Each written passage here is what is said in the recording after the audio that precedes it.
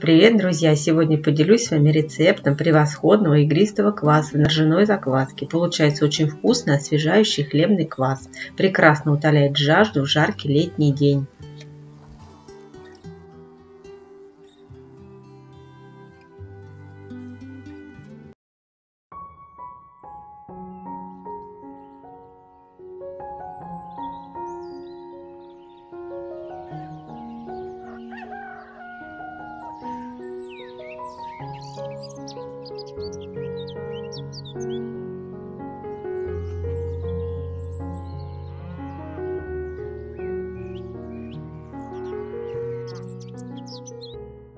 В кастрюлю вливаем 5 литров воды температуры 30-35 градусов. Добавляем 300 грамм сахара. Сахар можно заменить медом, добавив 150 грамм. Также добавляем 150 грамм ржаной закваски, той самой, которую мы с вами недавно выводили.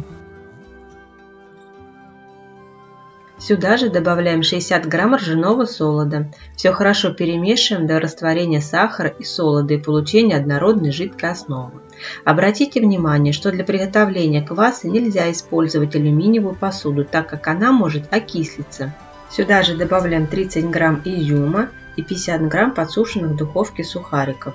Еще раз хорошо все перемешиваем, накрываем кастрюлю крышкой или марлей, или кухонным полотенцем и оставляем на брожение в теплом месте на 1-2 суток. Если на кухне жарко, а летом такое бывает, то оставляем кастрюлю прямо на кухонном столе.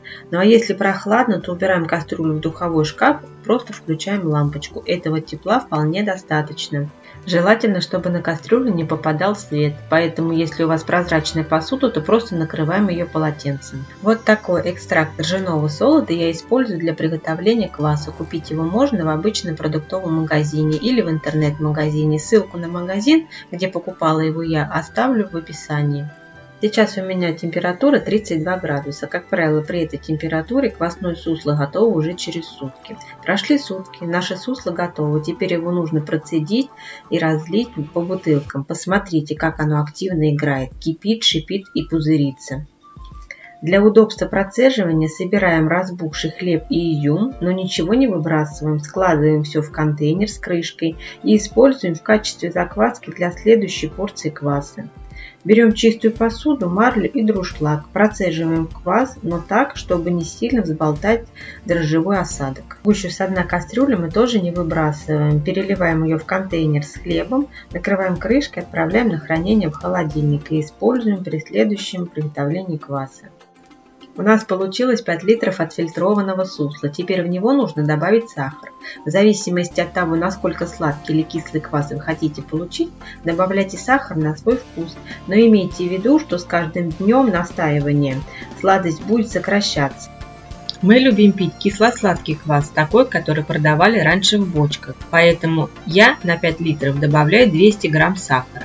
И хорошо все перемешиваю до полного растворения сахарного песка. Если вы готовите квас для окрошки, то сахар можно и вовсе больше не добавлять. Квас уже сейчас можно охладить и пить, но он будет не газированный. А для того, чтобы получить игристый, шипучий и пенный квас, его нужно разлить по бутылкам и плотно закупорить крышки.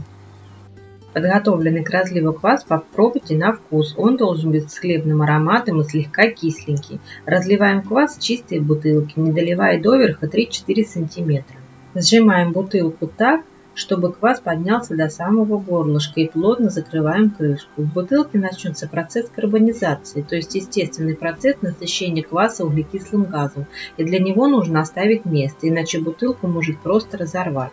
Закупоривать бутылки с квасом нужно очень плотно, так как постоянно выделяющийся углекислый газ может с легкостью выбить пробку.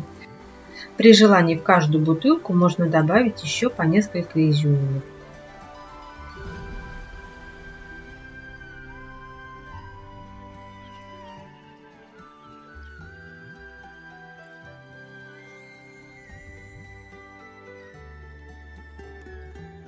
Заполняем все бутылки и оставляем их на кухонном столе на несколько часов, чтобы запустить процесс карбонизации, то есть дображивания. В зависимости от температуры на это может уйти до 5-6 часов, а иногда и дольше. Как только вы почувствовали, что бутылки стали твердые, убираем их в холодильник и храним в вертикальном положении. Уже через сутки квас можно дегустировать. Это называется быстрый квас или молодой квас, но с каждым днем он будет набирать свою терпкость, насыщенность, богатый вкус и становиться более игристым. Если вы не любите сильно газированный квас, то после разлива бутылки сразу нужно убрать в холодильник. Так он будет медленнее созревать и в результате не получится сильно газированным. Готовый квас хранится в холодильнике в закрытых бутылках в течение 2-3 недель. Открывать бутылки с квасом следует непосредственно перед употреблением. Открытый квас быстро теряет свои свойства. Открывать бутылки с квасом следует осторожно, так как бутылки с квасом находятся под давлением. И если резко открывать крышки, то фонтан из кваса вам обеспечен.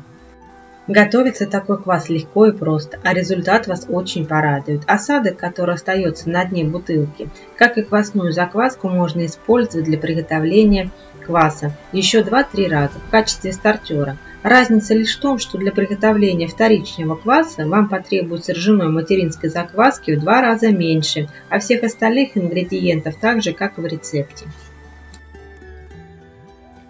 В результате получается очень вкусный и полезный ржаной квас с красивым янтарным цветом, холодненький, игристый, кисло-сладкий. Он прекрасно утоляет жажду и не уступает по вкусу всеми любимому квасу из бочки.